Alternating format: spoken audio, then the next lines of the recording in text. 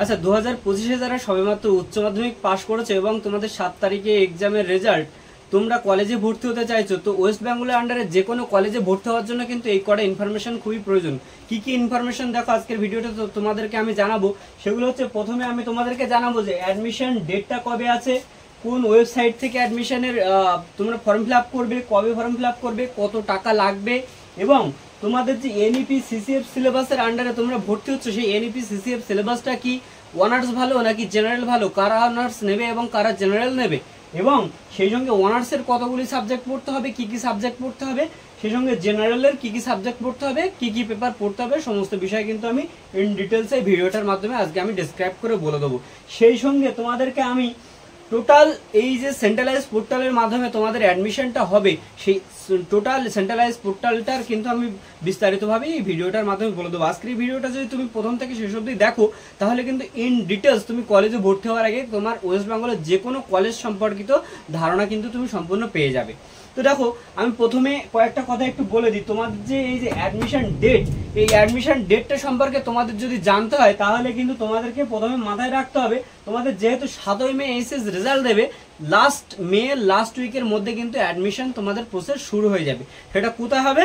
সেটা হবে wbcap.in এই ওয়েবসাইটটা, ওয়েস্ট বেঙ্গলের যে সেন্ট্রালাইজ পোর্টালটা আছে, সেই পোর্টালের মাধ্যমেই কিন্তু তোমাদেরকে অ্যাডমিশন প্রসেসটা কমপ্লিট করা হবে। ঠিক আছে, এটা কিন্তু আগে কি হতো, প্রত্যেকটা আলাদা আলাদা কলেজের আন্ডারে আলাদা আলাদা নিজস্ব কলেজের যে ওয়েবসাইটগুলো আছে, সেখানে কিন্তু তোমাদেরকে ফর্ম ফিল আপ করতে হতো এবং সেই পছন্দসহিত কলেজগুলোতে তোমরা অ্যাডমিশন নিতে।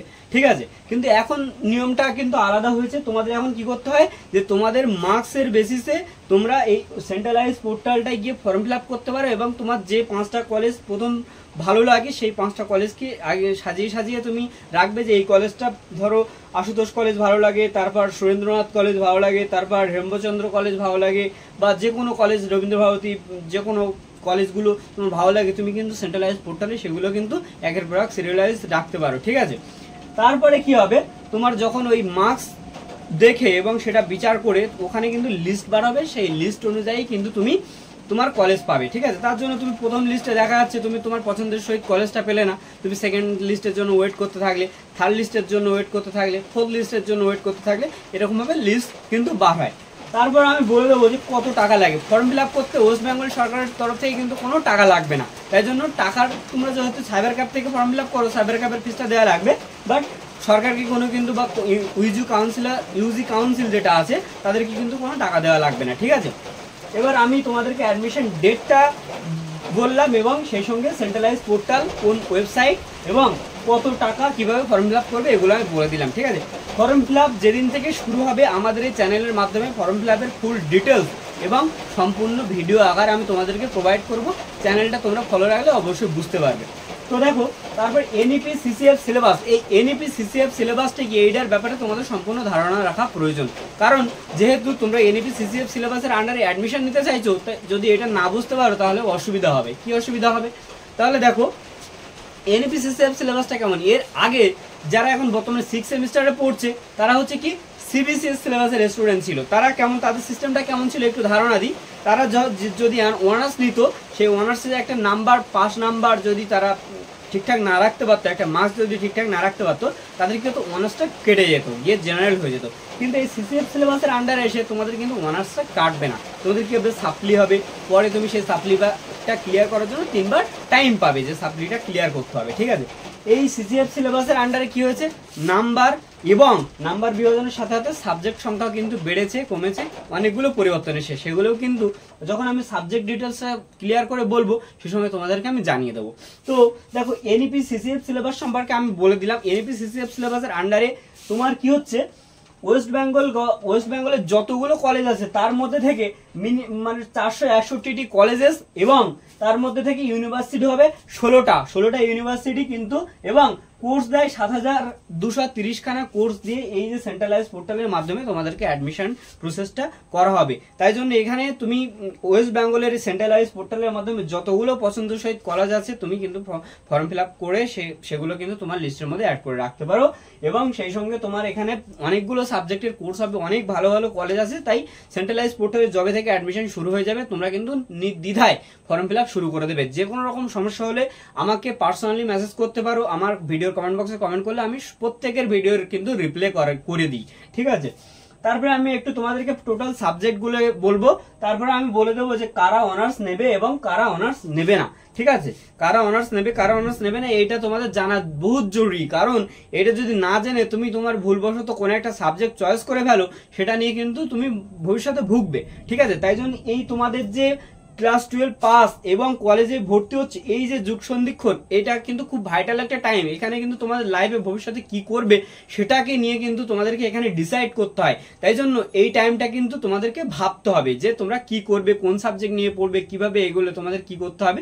তা আমি কিন্তু ইন ডিটেলসে কিন্তু এটা আলোচনা করে দেবো, ঠিক আছে। ভিডিওটা একটু লং হতে পারে কিন্তু ভিডিওটা তোমরা ধৈর্য সহকারে বসে বসে দেখো, ঠিক আছে।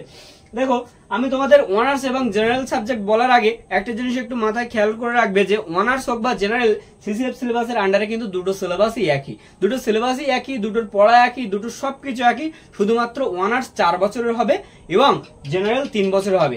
4 বছর কি করে হবে, আগে যেটা হতো অনার্স 3 বছর, জেনারেল 3 বছর এবং এমএ 2 বছর, মাস্টার্স 2 বছরের হতো। সেক্ষেত্রে এখন কি হয়েছে, অনার্স 4 বছরের হয়েছে, মাস্টার্স 1 বছরের হয়েছে, ঠিক আছে। এবং জেনারেল 3 বছর হয়েছে। জেনারেলের সাবজেক্টের পরে অনেকেই মাস্টার্স করতেই চায় না বা করেই না, ডিস্টেন্সে করে অনেকেই, তো ওগুলো আমি যাচ্ছি না। এবার আমি একটু সাবজেক্টটা একটু বলে দিই, ঠিক আছে। সাবজেক্টটা বলার ক্ষেত্রে তোমাদেরকে বলি 7খানা সাবজেক্ট, তার মধ্যে ফর্ম ফিল আপের সময় তোমাকে 3খানা চুজ করতে হবে, একটা অনার্স পেপার চুজ করতে হবে, একটা দুটো মাইনর পেপার চুজ করতে হবে, ঠিক আছে। তো এখানে দেখো তুমি ধরো হিস্ট্রিতে অনার্স নিচ্ছ, অনার্সটা আগে একটু বলে দিই, তারপর জেনারেলটা বলবো, ঠিক আছে। জেনারেলটাও বলা হবে, জেনারেলেও যেহেতু গুরুত্বপূর্ণ ভাইটাল জিনিস সবাই পড়াশুনো করে, তাই জন্য জেনারেলকে কিন্তু আমি ছোট করে দেখি না। পড়াশুনো কখনোই ছোট নয়, আর্টসও যেমন তেমন সায়েন্স তেমন কমার্স, ঠিক আছে। পড়াশুনো যদি ঠিকঠাক ভাবে করা যায় প্রত্যেকটা জায়গায় কিন্তু ভালো চাকরি আছে, ভালো মানে শিক্ষা আছে, সবকিছু আছে, ঠিক আছে। তো আমি একটা জিনিস তোমাদেরকে বলে দিই, ধরো তুমি ইংলিশ অনার্স নিচ্ছ, ইংলিশ অনার্স তুমি তোমার সেই পেপারটার নাম হবে ডিএসসি 1, ঠিক আছে। ফার্স্ট সেমিস্টারের ব্যাপারে বলছি কারণ তুমি বাদ বাকি তুমি যখন ফার্স্ট সেমিস্টার কমপ্লিট করবে তুমি নিজে থেকেই বুঝতে পারবে, সেই সময় আর কারোর প্রয়োজন হবে না, আর প্রয়োজন হলে অবশ্যই আমি আছি। তো দেখো যখন তুমি ইংলিশ অনার্স নিচ্ছ সাবজেক্টের পেপারটার নাম হবে ডিএসসি 1, তারপরে সেকেন্ড একটা, এটা ফার্স্ট সাবজেক্ট গেল। তারপরে সেকেন্ড সাবজেক্ট হচ্ছে মাইনর সাবজেক্ট, একটা মাইনর সাবজেক্ট রাখতে হয় ইংলিশের সাথে সাথে, একটা তুমি মাইনর সাবজেক্ট হিসেবে অ্যাড করে রাখতে পারো। সেটা যে কোনো সাবজেক্ট হতেই পারে, তোমার কলেজ যেমন হচ্ছে মাইনর সাবজেক্ট কম্বিনেশন থাকবে সেই অনুপাতেই তুমি একটা সাবজেক্ট মাইনারে চয়েস করে নিতে পারবে। এমন 2খানা মাইনর সাবজেক্ট তোমাকে চয়েস করতে হবে, ঠিক আছে। তো ফার্স্ট সেমিস্টারে তোমাকে একটা মাইনর সাবজেক্ট পড়তে হবে, তাই আমি এখানে মাইনর 1 এর কথা লিখে রেখেছি, ঠিক আছে। তারপরে দেখো এখানে খুব ভালো করে দেখাচ্ছি, SEC 1 বলে লিখে রেখেছি, ও SEC পেপার, ঠিক আছে। SEC পেপারটা কি, এই অনেকেই তোমরা শুনে থাকবে SEC, IDC, CBS এই ধরনের পেপারের নাম কিন্তু কলেজে ভর্তি হচ্ছে মানে শুনবেই। তো এইগুলো কি আমি একটু ডেসক্রাইব করে বলে দিই, ঠিক আছে। তাহলে ডিটেলসে যখন তোমরা বুঝতে পারবে তাহলে কলেজে গিয়ে কোনো দাদা দিদি, কোনো সিনিয়র জুনিয়র কারো কাছে গিয়ে, বন্ধু বান্ধবের কাছে কিন্তু ওই ভাই একটু বলে দে না, বুঝিয়ে দে না, এরকম করতে হবে না। তুমি সেই সময় ফ্রেন্ডদেরকে বোঝাতে পারবে, ঠিক আছে। দেখো এই এসইসি পেপারটা হচ্ছে তোমার এই যে অনার্স পেপার নিচ্ছ সেই অনার্স পেপারে একটা রিলেটেবল পেপার তোমাকে পড়তে হবে। ধরো তুমি ইংলিশ অনার্স নিয়েছো, ইংলিশ অনার্সের একটা রিলেটেবল পেপার কি, ইংলিশের রাইটিং পার্টটা, ঠিক আছে। তো সেই পেপারে তোমাকে রাইটিং পার্টটা পড়তে হবে। এখানে তোমার 50 নয়, এখানে 75+25 এর পরীক্ষা হয় অনার্স এর ক্ষেত্রে। আমি একটু এই সাবজেক্ট গুলো বলার পাশাপাশি তোমাদের মার্কস গুলো বলে যাবো, তাহলে কি হবে তোমাদের সুবিধা হবে, ঠিক আছে। 75 কে লিখিত পরীক্ষা, 25 তোমার প্র্যাকটিক্যাল পরীক্ষা। এই ডিএসসি মানে অনার্স পেপারেও কিন্তু 75-25, এটাও কি মাইনরেও কিন্তু 75-25, ঠিক আছে। এবার কিন্তু অন্যান্য পেপারে কিন্তু সেম নয়, অন্যান্য পেপারে কিন্তু আলাদা। তো এবার দেখে নাও আইডিসি পেপার, আইডিসি বলে একটা পেপার থাকবে। সেই আইডিসি পেপারটা কি দেখো, আইডিসির ফুল ফর্ম হচ্ছে ইন্টার ডিসিপ্লিনারি কোর্স। ধরো তুমি অনার্সের স্টুডেন্ট বাদ দিলাম, ধরো তুমি সায়েন্স গ্রুপের স্টুডেন্ট, তো তোমার কোনো টাইম ভালো লাগতো আর্টসের কোনো একটা সাবজেক্ট, ধরো তুমি সায়েন্স পড়ে এসছো কিন্তু তোমার পলিটিক্যাল সায়েন্সের উপরে খুব ভালো লাগা আছে একটা, তো তুমি ওই সাবজেক্টটা নিয়ে উচ্চশিক্ষায় একটু বুঝতে চাও, যে ইন্টারেস্ট আছে আমি একটু পড়ে দেখতে চাই, তো সেক্ষেত্রে তুমি কি করো, এই আইডিসি সাবজেক্টের মধ্যে তুমি সেই পলিটিক্যাল সায়েন্সটাকে অ্যাড করতে পারো। এগুলো কলেজ থেকে করে দেবে, এগুলো কিন্তু ফর্ম ফিল আপের সময় করতে হবে না। ফর্ম ফিল আপের সময় শুধুমাত্র একটা অনার্স সাবজেক্ট, দুটো মাইনাস সাবজেক্ট চয়েস করতে হবে, ঠিক আছে। তারপরে আমি বলে দিই এইসি বলে একটা পেপার থাকবে। এইসি পেপারটা কি হয়, কম্পালসারি পেপার, এটা জেনারেল অনার্স সবার থাকে। তো এখানে কি হয়, তোমাকে কম্পালসারি ইংলিশে একটা পেপার থাকবে, সেখানে তোমাকে এমসিকিউ বেসিসে একটা পরীক্ষা দিতে হয়। এই এইসি পেপারে 50 মার্কের পরীক্ষা হয়, 25টা এমসিকিউ থাকে, 50 মার্কের পরীক্ষা হয়। এই আইডিসি পেপারে মার্কসটা বলে দেয়নি, এখানে হচ্ছে 50 থিওরি পেপারে থাকে আর 25 থাকে প্র্যাকটিক্যাল পেপারে, ঠিক আছে। তারপরে আসছে দেখো সিবিএসই বলে একটা পেপার রেখেছে, সিবিএসই মানে কি নাম করে বলে সিভ্যাক। তো সিভ্যাক পেপারটায় কি হয়, তোমার কনস্টিটিউশনাল ভ্যালু, ভারতের সংবিধান সম্পর্কে তোমাকে একটু জানাশোনা বুঝতে হবে, তাই জন্য কিন্তু এখানে এটা বাধ্যতামূলক ভাবে কম্পালসারি সবাইকেই পড়তে হবে। মানে উচ্চশিক্ষা গ্রহণের ক্ষেত্রে তোমাকে ভারতের সংবিধান সম্পর্কে জানতেই হবে, তাই জন্য কিন্তু এই সিবিএসই পেপারটা অ্যাড করা হয়েছে। এটা 50 নম্বরের লিখিত পরীক্ষা হয়, ঠিক আছে।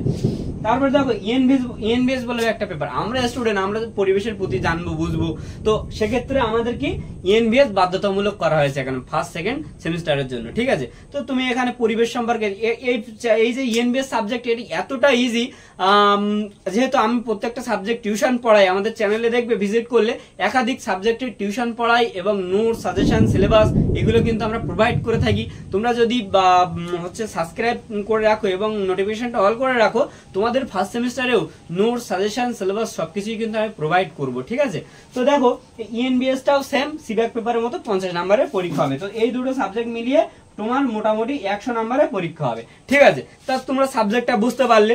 এবার আমি বলে দিই জেনারেলদের সাবজেক্টটা এখানে যেহেতু এদের অনার্স আছে, ডিএসসি পেপার 1 বা মাইনর পেপার 1 এরকম থাকে, তোমাদের কি হবে, তোমাদের ফর্ম ফিল আপের সময় সিসি1 সিসি2 বলে দুটো সাবজেক্ট চয়েস করতে হবে এবং সেই সঙ্গে মাইনর বলে একটা সাবজেক্ট চয়েস করতে হবে। টোটাল 3খানা সাবজেক্ট চয়েস করতে হচ্ছে, কিন্তু তোমাদের ফার্স্ট সেমিস্টার কয়টা সাবজেক্ট থাকবে, 7খানা সাবজেক্ট থাকবে।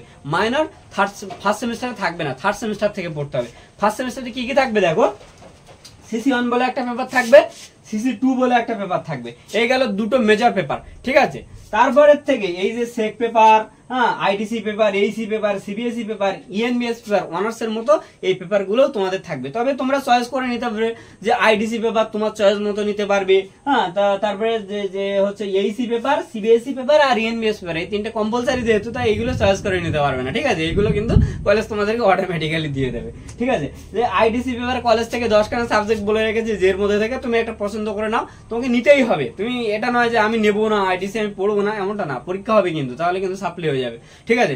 আইডিসি সাবজেক্ট নিতে হবে, তোমার পছন্দ মতো একটা নেবে। খুব ইজি সাবজেক্টগুলো, পেপারগুলো খুবই ইজি, কারণ এখানে ডিটেলসে কিছু নেই, জাস্ট বেসিকটা কিন্তু আইডিসি পেপারের মধ্যে থাকে, ঠিক আছে। তো এবার আমি মোটামুটি তোমাদের সাবজেক্টটা বোঝাতে পেরেছি আশা করছি। যদি কোনো রকম কোনো অসুবিধা হয়, একটুখানি বুঝতে অসুবিধা হয়, কোথাও যদি একটু ছাড়িয়ে যায়, তোমাদের যদি যে কোনো রকম মনে যদি প্রশ্ন আসে, অবশ্যই তোমরা কমেন্ট বক্স খোলা রইলো, কমেন্ট বক্সে কমেন্ট করতে ভুলবে না। আর ফার্স্ট সেমিস্টারে অ্যাডমিশন নেওয়ার পর অবশ্যই তোমরা যদি টিউশন পড়তে চাও, নোটস কিনতে চাও বা হচ্ছে সিলেবাস সাজেশন সম্পর্কে জানতে চাও, আমাদের চ্যানেল ভিজিট করবে। সেখানে কমেন্ট বক্সে, যে কোনো কমেন্ট বক্সে কমেন্ট করলে আমি আমার পার্সোনাল কন্ট্যাক্ট নাম্বার দিয়ে দেবো, তোমরা আমার সাথে কন্ট্যাক্ট করতে পারো, কথা বলতে পারো টিউশন পড়ার জন্য, ঠিক আছে। এবং অ্যাডমিশন নেওয়ার সময়, ফর্ম ফিল আপ করার সময় যদি কোনো রকম অসুবিধা হয়, কোন কোন ডকুমেন্টস লাগবে, কিভাবে কি করতে হচ্ছে, সমস্ত ব্যাপারে কিন্তু আমি আস্তে আস্তে ভিডিও আনতে থাকবো, তাই জন্য কিন্তু তোমরা দেখবে, ঠিক আছে। এবার আমি একটু একটা বলেছিলাম প্রথমের দিকে যে কারা অনার্স নেবে আর কারা জেনারেল নেবে, এটা সম্পর্কে একটু বলবো।